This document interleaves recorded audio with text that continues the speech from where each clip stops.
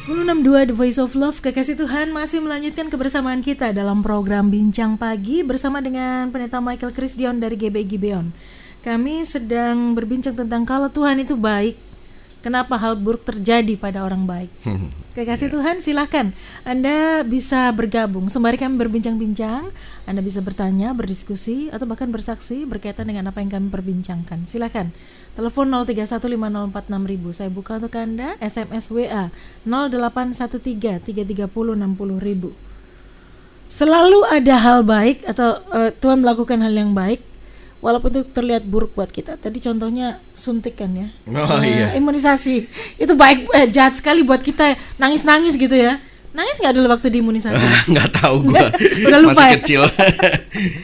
Tapi itu membawa kebaikan bagi kita. Pak, ada orang berpikir bahwa Tuhan itu nggak kayak gitu. Tuhan nggak bikin kita nangis-nangis dulu supaya akhirnya nanti buat kebaikan buat kita. Bagaimana dengan pendapat-pendapat seperti ini? Ya memang itu namanya tadi greater good principle ya. Jadi ada kebaikan yang lebih besar. Bahkan kita aja rela untuk mengalami itu untuk kebaikan yang lebih besar. Anak kita pun juga kita kalau misalnya anak saya waktu ada sis ya di matanya, saya nggak bisa biarkan meskipun saya nggak tega. Saya harus pegangin dia meronta-ronta. Dia bilang sama saya, "What are you doing, Daddy? Kenapa kamu ngelakuin itu?" Saya sambil nangis sebenarnya. Saya nggak tega, tapi saya harus tega karena kalau saya tidak ambil sis di matanya itu, maka itu akan membahayakan buat dia. Maka saya mengizinkan untuk pisau operasi dan dia jarum suntik untuk dia mengalami bius total. Dan pada saat itu dia of course masih umur 2,5 tahun. Jadi pada waktu itu di matanya loh, waktu itu saya benar-benar broken, saya sampai nangis waktu melakukannya. Tapi sesudah itu dia sekarang udah menjadi sekarang umurnya udah 8 tahun, udah menjadi anak yang sangat-sangat sehat dan cantik. Saya sangat diberkati. Puji Tuhan kita melakukan itu dulu. Bayangkan kalau itu terjadi. Nggak tega gitu ya. Exactly. Nah, sebenarnya benar yang dikatakan sama Wahyu benar di Yakobus 1 ayat 13-17. Dikatakan apabila seorang dicobai janganlah ia berkata pencobaan ini datang dari Allah, sebab Allah tidak dapat dicobai oleh yang jahat dan ia sendiri tidak mencobai siapapun. Tapi tiap-tiap orang dicobai oleh keinginannya sendiri karena ia diseret dan dipikat olehnya, dan apabila keinginan telah dibuahi ia melahirkan dosa, dan dosa itu matang ia melahirkan maut. Itu sampai di situ dulu. Itu ngomongin tadi konsekuensi dosa. Jadi kalau ada hal buruk yang terjadi pada orang tersebut itu karena konsekuensi dosanya sendiri atau dosa orang lain. Jadi jangan nyalain Tuhan. Nah, tapi gini juga dibilang, saudara-saudara yang kukasih, janganlah sesat. Setiap pemberian yang baik dan setiap anugerah yang sempurna datangnya dari atas, diturunkan dari Bapa segala terang. Padanya tidak ada perubahan dan bayangan karena pertukaran. Memang benar. Jadi semua pemberian yang baik dan setiap anugerah yang sempurna, Tuhan tuh selalu memberikan yang baik gitu. Nah kemudian tapi ada ayat yang lain seperti misalnya di dalam Yakobus 1 ayat yang kedua, saudara-saudara anggaplah sebagai suatu kebahagiaan kalau kamu jatuh ke dalam berbagai-bagai pencobaan, sebab kamu tahu bahwa ujian terhadap imanmu itu menghasilkan ketekunan. Nah gini, di dalam ilmu teologi ya, ini ngomongin kayak gitu. Sebenarnya itu bisa dibagi dua. Kehendak Tuhan itu ada dua. Yang pertama adalah dia secara aktif. Nah, yang secara aktif itu adalah kalau bahasa Inggrisnya efektual. Itu secara efektual itu dia pasti akan melakukan yang baik. Buktinya dia menciptakan manusia sangat baik. Dia menciptakan alam semesta baik. Jadi semuanya baik. Nah, tetapi buktinya kenapa kok manusia jatuh dalam dosa? Buktinya kenapa kok Lucifer yang baik dan sempurna juga jatuh, malaikat yang jatuh. Jadi sebenarnya Tuhan tidak tidak menciptakan kejahatan. Tuhan tidak membuat manusia itu jatuh dalam dosa. Tetapi dan Tuhan tidak menciptakan iblis ya. Betul. Tetapi ciptaan yang sempurna pun itu karena dia bukan Tuhan, maka dia bisa jatuh dalam dosa. Nah, inilah yang dinamakan kehendak Tuhan. Karena masih dalam ranah kedaulatan Tuhan, maka inilah yang dinamakan permissive will of God.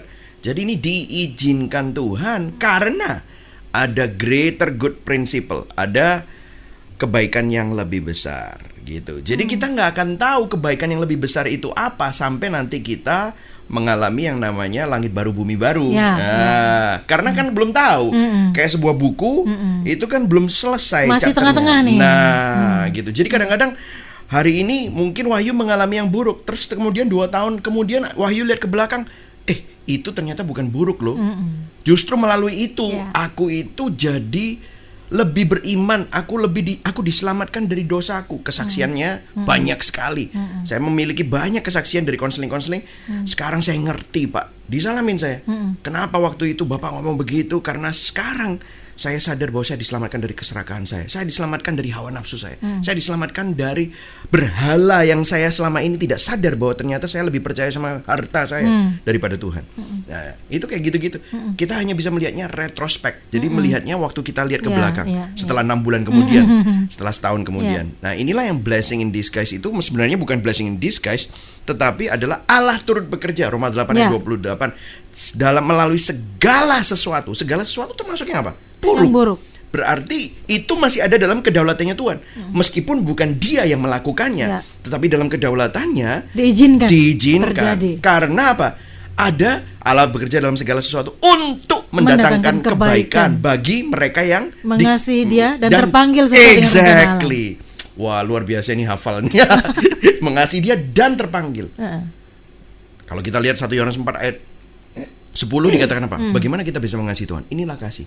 Tuhan lebih dulu mengasihi kita sehingga kita bisa mengasihi dia. Jadi ini ngomongin tentang orang-orang yang memang dikasihi Tuhan, orang yang mengasihi Tuhan, orang yang mengalami keselamatan dari Tuhan. Ini semua pasti ada kebaikan. Jadi dalam penderitaan kita, Tuhan mengizinkan penderitaan karena ada anugerah yang dia mau salurkan kepada kita.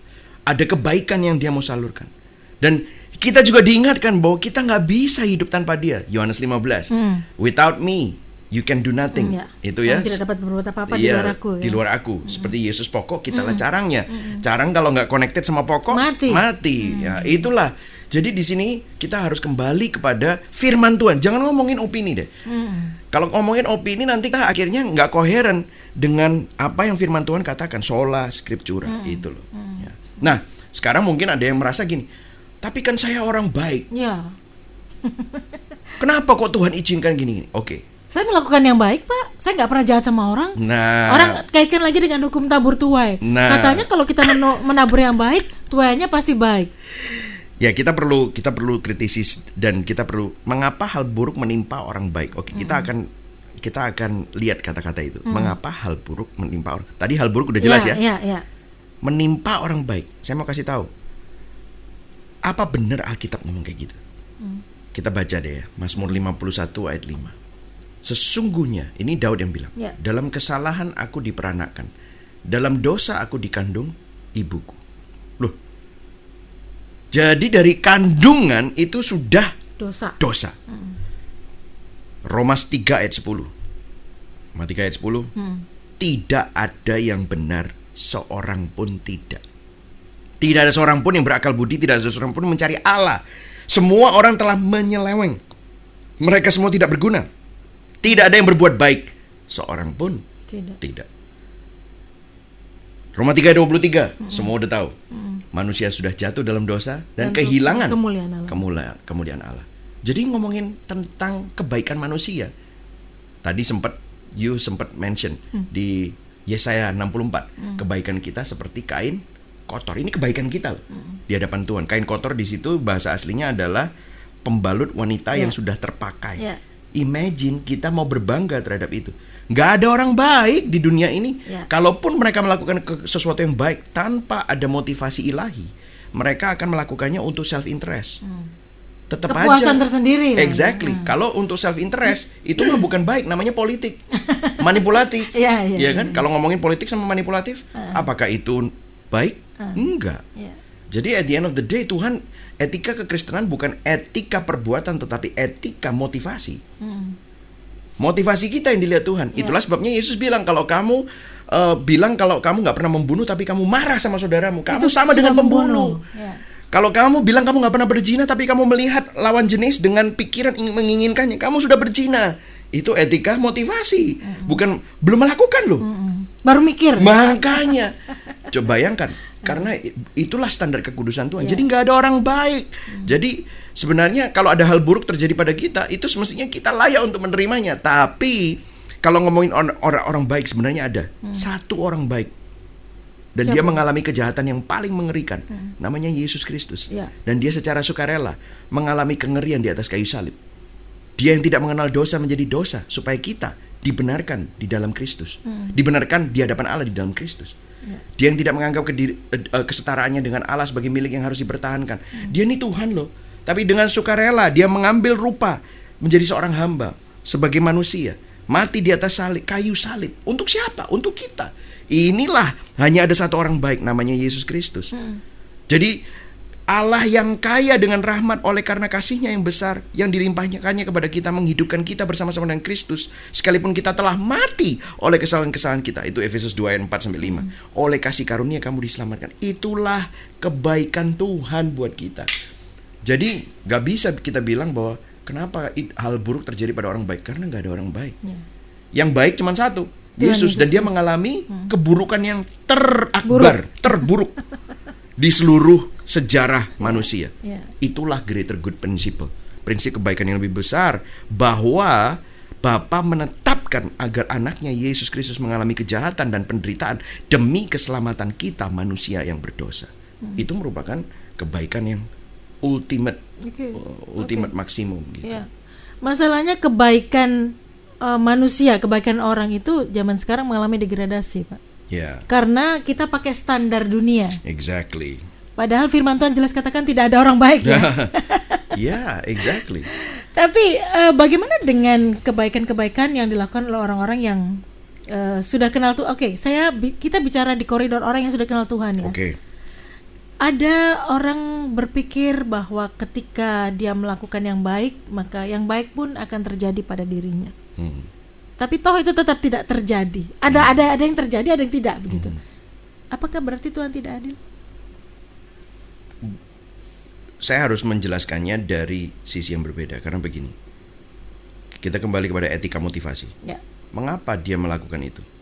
Terus terang nih, saya pernah, ini baru-baru aja sebenarnya. Ada orang yang bilang sama saya, Pak, saya benar-benar tertegur, saya mau sungguh-sungguh karena saya baru dengar khotbah so and so mengenai rapture, mengenai masa-masa kesukaran. Ini kan sekarang lagi masa kesukaran nih Pak, pandemi.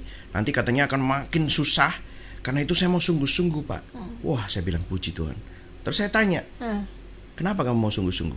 Iya, saya mau sungguh-sungguh supaya nanti saya di rapture Pak. Karena saya gak mau masuk dalam penderitaan. Loh. Terus saya bilang, berarti kamu sungguh-sungguh karena kamu takut penderitaan dan kamu ingin supaya kamu nanti di rapture. Iya. Kok saya gak dengar kata-kata Tuhan, gak ada. Jadi kebaikan kamu dan kesungguhan kamu tuh karena apa? Nah, banyak orang melayani Tuhan, melakukan kebaikan, motivasinya untuk diri sendiri. Jadi dia itu sebenarnya supaya saya masuk surga, dapat mahkota. Apakah dia cinta Tuhan? Nah, gini loh, kalau kita melakukan itu semua karena kita ingin dapat mahkota, supaya kita luput dari penderitaan, supaya kita diangkat, itu mah bukan cinta Tuhan, tetapi itu cinta diri sendiri.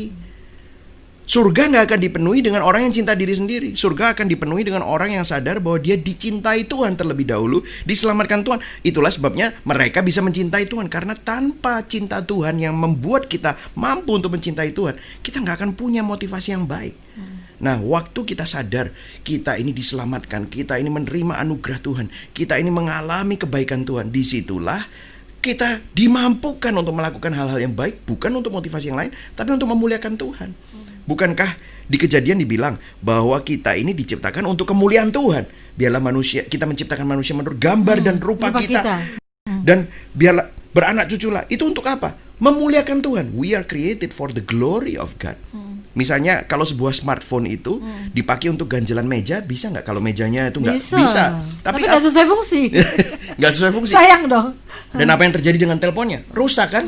Kalau kita hidup untuk uang, kita hidup untuk dunia, bisa nggak? Ya bisa, tapi nggak sesuai fungsi. Dan apa yang terjadi? Rusak hidup kita. Tapi waktu smartphone itu dipakai untuk kemuliaannya smartphone itu, maka dia akan berfungsi seperti sesungguhnya. Waktu kita hidup untuk kemuliaan Tuhan, disitulah kita akhirnya menemukan damai sejahtera dan kebahagiaan sejati, kepuasan yang sejati. Jadi sebenarnya kita harus sadar bahwa motivasi kita tuh lebih penting daripada segala-galanya. Jadi apapun yang kita kerjakan, kita lakukan, itu tanya lagi motivasinya apa. Iya. Kalau masih diri kita sendiri, itu standarnya berarti tinggi, Pak ya. Oh Sangat tinggi. Sangat tinggi ya. Itulah kekudusan Tuhan. Nggak ada yang bisa hidup kudus tanpa Tuhan mampukan, tanpa. Makanya kalau ngomongin tentang justification itu dibenarkan. Kebenaran Tuhan, kebenaran Allah yang membenarkan kita. Tidak bisa kita dibenarkan karena melakukan hukum Taurat gitu. Hukum Taurat itu tidak bisa membenarkan, malah menunjukkan kesalahan kita. Iya, menunjukkan ketidakmampuan kita. Tetapi justru waktu kita melihat salib Kristus adalah tanda bagaimana jahatnya dosa kita, sehingga Tuhan harus turun ke dunia untuk cari kita, untuk menanggung dosa kita, supaya kita bisa didamaikan kembali dengan Allah. Nah, itu menjadi motivasi, itu menjadi pendorong untuk respon kita terhadap Tuhan. Nah, kalau kita nanti misalnya kita mengalami itu semua, terus kemudian Tuhan berkati, Tuhan karena kita sadar ini semua anugerah. Waktu Tuhan berkati, kita nggak merasa itu adalah hak kita. Wong namanya juga anugerah. Kalau Tuhan kasih kesembuhan, kalau Tuhan kasih kesehatan, ini merupakan kesempatan. Jadi bukan lagi menjadi sebuah aku harusnya begini dong karena aku udah ngasih begini. Lu siapa gitu? Exactly.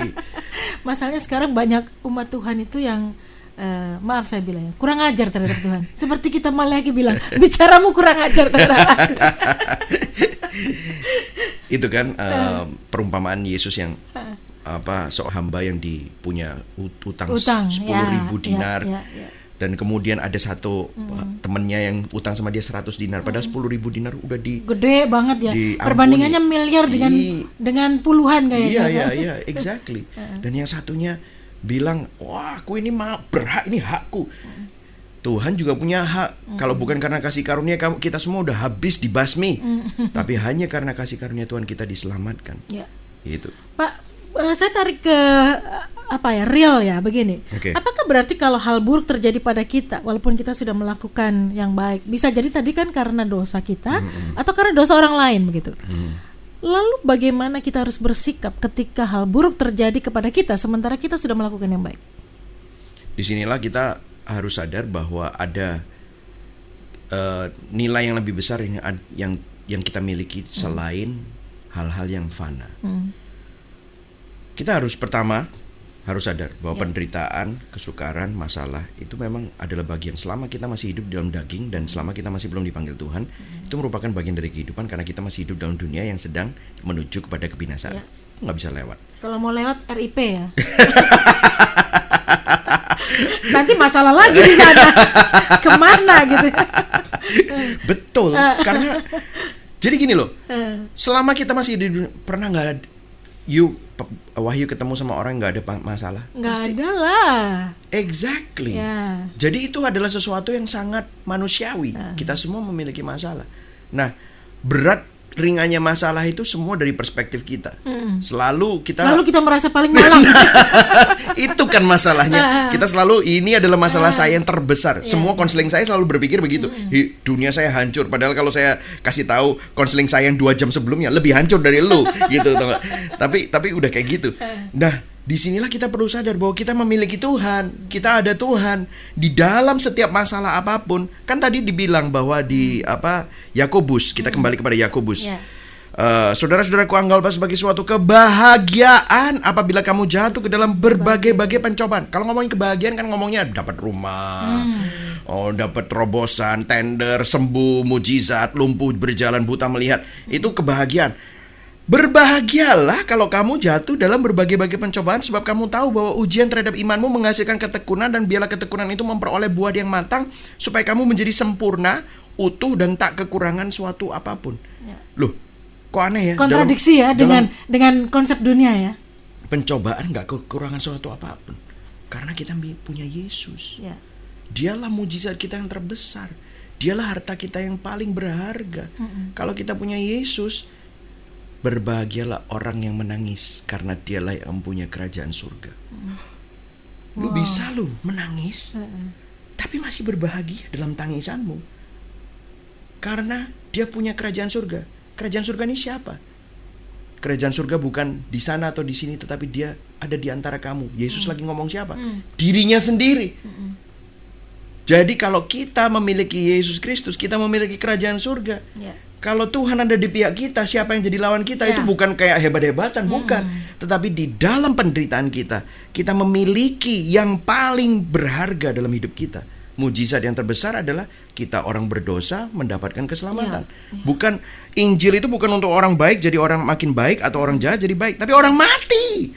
Kita ini mati. Dihidupkan. Exactly. Jadi kalau kita mengalami kehidupan secara mujizat ini, keselamatan. Dan maka kita ini memiliki kebaikan yang terbesar. Nah, kalau kita sadarkan hal itu, maka kemuliaan itu membuat yang lain jadi sirna. Membuat yang lain itu jadi enggak. Saya ketemu sama orang yang punya kanker stadium 4. Sudah dikasih tahu oleh dokter, 6 bulan kamu meninggal. Terus udah gitu dia berdoa, kita berdoa untuk dia untuk kesembuhan, of course. Tapi dia bilang begini, kalau Tuhan menyembuhkan, puji Tuhan. Tapi kalau Tuhan tidak menyembuhkan, saya tahu saya miliknya dia. Karena tubuh yang fana ini akan berlalu, tetapi jiwaku sudah ditebus oleh darah yang sangat mahal.